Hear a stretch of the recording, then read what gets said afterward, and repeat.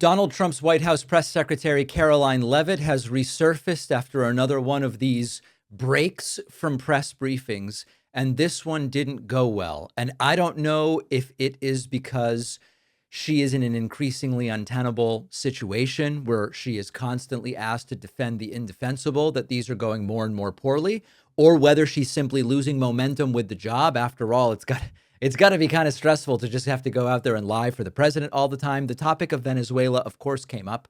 Question from a reporter.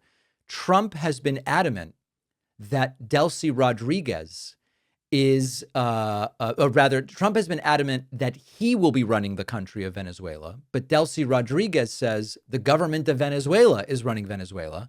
What is going on here? And as usual, Karoline Leavitt put in one of these positions of having to figure out how to not anger Donald Trump while giving questions that will at least pacify momentarily the press corps so that she can end the press briefing and move on.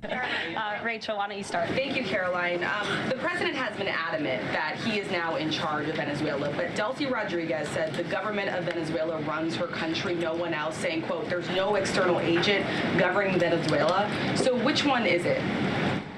Let me just be very clear. This is the first time that I've addressed Venezuela. By the way, when she says she's going to be clear, she's almost certainly going to obfuscate. From the podium since being back and since the historic and incredibly successful military operation, law enforcement operation conducted by our United States military that you all saw and the world witnessed last week. The skill, the might of the United States military and our... You know that she's going to lie when instead of addressing the substance of who's in charge, she says it was just such a mighty and powerful military. Country under the leadership of this president is on full display to the rest of the world.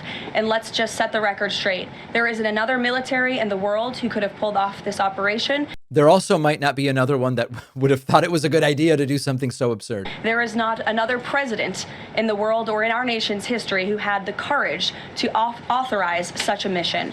And I think the world has taken notice that America is truly back. With respect to Venezuela, the Trump administration, led by Secretary Rubio, the vice president, and the president's entire national security team, is in close correspondence with the interim authorities in Venezuela. We obviously have maximum leverage over the interim authorities in Venezuela right now, and the president has made it very clear that this is a country within the United States, the Western Hemisphere, close by the United States, that is no longer going to be sending illegal drugs to the United States of America. It's no longer going to be sending and trafficking illegal people and criminal cartels to kill American citizens as they have in the past. Notice that she still hasn't answered who is in charge. And the president is fully deploying his peace through strength foreign policy agenda. So we're continuing to be in close coordination with the interim authorities, and their decisions are going to continue to be dictated by the United States of America. All right. So I guess her position is, yes, there are those authorities, but we're telling them what to do now. And of course, not as a supporter of regime change do I say this, but just as a supporter of the truth and logic and thinking critically. If you have removed the regime, but everyone from the regime other than one guy is still there, have you really removed the regime? I don't know. Karoline Leavitt asked about Greenland. There was a funny moment where she said, I believe that this was not part of it. She says that Venezuela is a country within the United States. Authorities in Venezuela right now, and the president has made it very clear that this is a country within the United States, the Western Hemisphere. Yeah. Anyway, just a little funny thing there. She is asked about Greenland, and this is kind of news. She says the U.S. might make an offer to buy Greenland, but they're considering military action also. Maybe we'll steal it, maybe we'll buy it. Also been reports that the U.S. could potentially buy Greenland as one potential option on the table.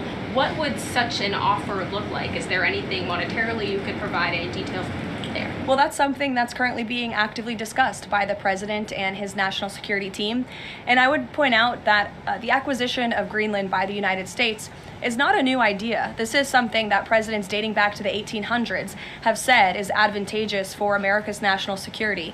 The president has been very open and clear with all of you and with the world that he views it in the best interest of the United States to deter Russian and Chinese aggression in the Arctic region. And so that's why his team is currently talking about what a potential purchase would look like.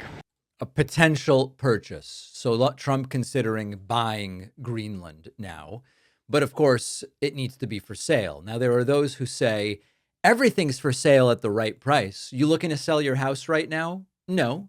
Well, there must be some amount of money you would accept to sell it, right? Everything's for sale if you've got the right price.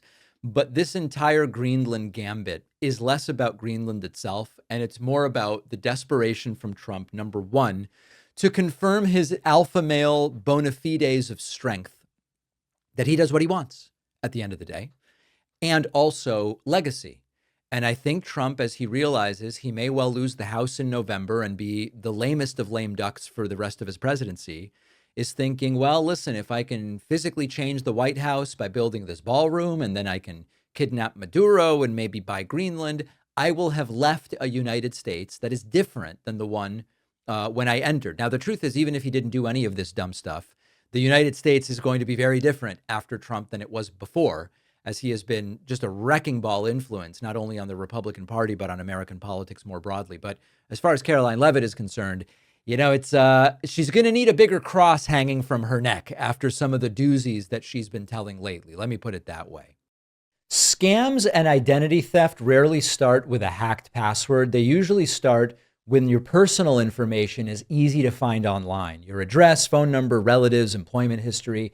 That information lives on countless data broker sites on the internet, accessible to almost anyone unless you actively remove it. Our sponsor, Incogni, is a service that handles that for you. Incogni doesn't just focus on one category of sites. It works to take down your personal data wherever it appears online, reducing the raw material scammers use to impersonate you or target your family. Incogni will automatically handle removals across hundreds of known sites, but the most powerful feature is custom removals, which is included with the unlimited plan. If you find your info anywhere, even an obscure directory, a business database, something new, you paste the link into Incogni, their team will work to get it removed. That level of coverage really matters. Even a single exposed profile can lead to fraud, harassment, identity theft. Incogni's removal process is independently verified by Deloitte, and you can get 60% off when you go to incogni.com/Pakman and use the code Pakman.